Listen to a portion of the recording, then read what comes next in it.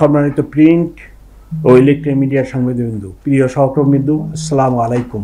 গত মাসের 21 তারিখে আমি ঢাকা মহানগর পুলিশের পুলিশ কমিশনার হিসেবে যোগদান করি এবং গত জুলাই আগস্টের ছাত্র জনতা আন্দোলনের পরে পুলিশের, বিশেষ করে ঢাকা মেট্রোপলিটন পুলিশের ভঙ্গুর অবস্থায় আমার পিডিসি স্যার কাজ করেন এবং জুলাই আগস্টে যে সকল ছাত্র জনতা শহীদ হয়েছেন এবং আহত হয়েছেন তাদের সকলের প্রতি আমি সমবেদনা জানাই, তাদের আত্মার মাগফিরাত কামনা করি। সাথে সাথে ঢাকাবাসী ওই আন্দোলনে অংশগ্রহণ করে এবং ঢাকা মেট্রোপলিটন পুলিশের নানা ধরনের কর্মকাণ্ডের সম্মুখীন হয়। ঢাকা মেট্রোপলিটন পুলিশ ওই আন্দোলনে পেশাদারিত্বের বাইরে গিয়ে যে কাজ করেন সেই কাজের জন্য আমি অত্যন্ত দুঃখিত এবং ঢাকাবাসীর কাছে তথা দেশবাসীর কাছে আমি ক্ষমা প্রার্থী। এই আন্দোলনের ফলশ্রুতিতে বর্তমানে ঢাকা মেট্রোপলিটন পুলিশ তথা বাংলাদেশ পুলিশ নতুনভাবে মানুষকে সেবা দেওয়ার জন্য কাজ শুরু করেছে। ইতিমধ্যে ঢাকা মেট্রোপলিটন পুলিশের ওই সময়ের যে সমস্ত পুলিশ কর্মকর্তাবৃন্দ অপেশাদারিত্বের সাথে কাজ করেছে তাদেরকে বিভিন্ন জায়গায় বদলি করা হয় এবং অনেকের বিরুদ্ধে দেশের প্রচলিত আইনে ব্যবস্থাও নেওয়া হয়েছে, আপনারা সেটা জানেন। আমরা নতুনভাবে যে কাজ শুরু করেছি সেই জন্য ঢাকাবাসীর সহযোগিতা একান্ত কাম্য। ঢাকা শহরে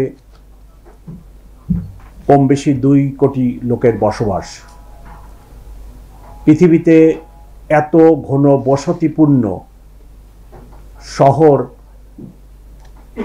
আছে বলে আমার জানা নাই, তবে সমসাময়িক কালে এরূপ যে 2-1টি শহরের কথা শোনা যায় তার মধ্যে নাইজেরিয়ার লাগোস, দিল্লি কিছুটা, বোম্বে কিছুটা, এই ধরনের শহর বলে আমার জানা আছে।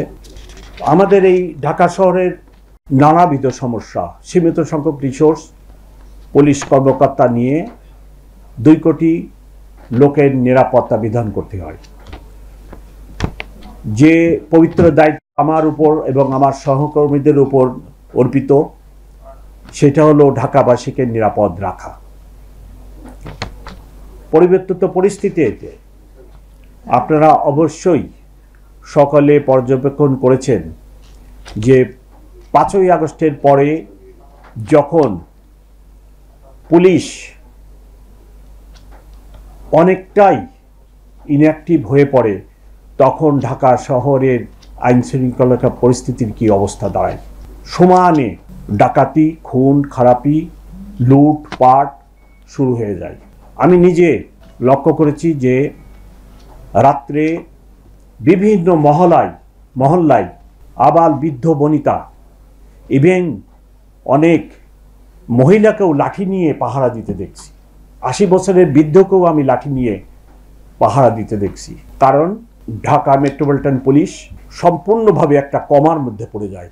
আমরা ওই অবস্থা থেকে উত্তরণ ঘটাতে সক্ষম হয়েছি। ঢাকা মহানগরীর অনেক সমস্যার মধ্যে প্রধানতম সমস্যা ট্রাফিক ব্যবস্থা। এই শহরের রাস্তাঘাট অত্যন্ত সীমিত।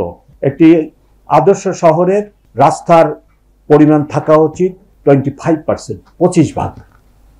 আমাদের এই শহরের রাস্তার পরিমাণ মাত্র 7 ভাগ এবং এই শহরের এই রাস্তায় আপনার মোটরাইজড ভেহিকেল চলে, তারপরে ম্যানুয়ালি অপারেটেড রিক্সা চলে, ইদানিং হিউজ পরিমাণ অটোরিক্সা চলতেছে। গত গভর্নমেন্টের সময় অটোরিক্সাকে অনুমতি দেওয়ার কারণে হু হু করে অটোরিক্সার সংখ্যা বৃদ্ধি পাচ্ছে এবং এই অটোরিক্সার সংখ্যা যদি রোধ করা না যায় অচিরেই আপনারা এরূপ একটি ঢাকা শহর পাবেন যেখানে আপনি আপনার বাসা থেকে বেরোলেই আর কোনো মুভমেন্টের সুযোগ থাকবে না। ম্যানুয়ালি অপারেটেড রিক্সার যে সাইজ, যে আকার, অটোরিকশার আকার ম্যানুয়ালি অপারেটেড রিক্সার চেয়ে প্রায় দ্বিগুণ। আমার রাস্তার স্পেস অত্যন্ত সীমিত। এই সীমিত স্পেস অটোরিকশা দখল করে নিবে এবং মানুষের মুভমেন্ট একদম বন্ধ হয়ে যাবে। তাই সদাশয় সরকারের সাথে আমি এই বিষয়টি আলাপ করেছি এবং একটি ব্যবস্থাপনার মধ্যে আনার জন্য অনুরোধ করেছি। বিশৃঙ্খল অবস্থায় যারা রাস্তা ব্যবহার করেন ওনারা ট্রাফিক আইন মানতে চান না, অন্যদিকে হকাররা ফুটপাত ব্যবহার করে এবং ফুটপাতের বাইরে এখন তারা রাস্তাও দখল করে নিচ্ছে এবং রাস্তা দখল করে ব্যবহার করছে। এরূপ অবস্থায় ট্রাফিক ব্যবস্থাপনা অত্যন্ত জটিল হয়ে পড়েছে। গত 21 তারিখে যোগদানের পর থেকে ট্রাফিকের উপরে যথেষ্ট মনোনিবেশ। আপনারা নিশ্চয়ই অবগত আছেন যে হারে আগে ট্রাফিক আইন লঙ্ঘনের জন্য মামলা করা হতো, এখন সেই মামলা দ্বিগুণ গতিতে করা হতো। এটার অর্থ এই নয় যে আমি একজন tax collector or VAT collector মামলা করে আমি রেভিনিউ কালেকশন করছি, সেটা আমার উদ্দেশ্য নয়। আমার উদ্দেশ্য ট্রাফিক ব্যবস্থাপনাকে একটা শৃঙ্খলার মধ্যে নিয়ে আসা। এমনকি ফুটপাতের উপরে মোটরসাইকেল উঠাই, যেখানে ঢাকাবাসী হাঁটে, সেই হাঁটার পথেও যখন ট্রাফিক কনজেশন হয় মোটরসাইকেল উঠে ওনারা ফুটপাত দিয়ে মোটরসাইকেল চালিয়ে আগে যেতে চান।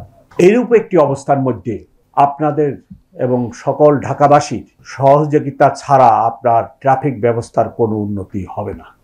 এর জন্য ঢাকাবাসীর কাছে আমি বিনীতভাবে সহযোগিতা কামনা করি। টাকা পয়সা এবং রাস্তাঘাট স্ট্রাকচারের পরিবর্তন ছাড়াও অনেকগুলি ব্যবস্থা আছে যেগুলো করলে আমাদের রাস্তার শৃঙ্খলা ফিরে আসবে। মেনে চললে যে পরিমাণ যানজট হচ্ছে এটা অনেকটা লাঘব করা সম্ভব হবে।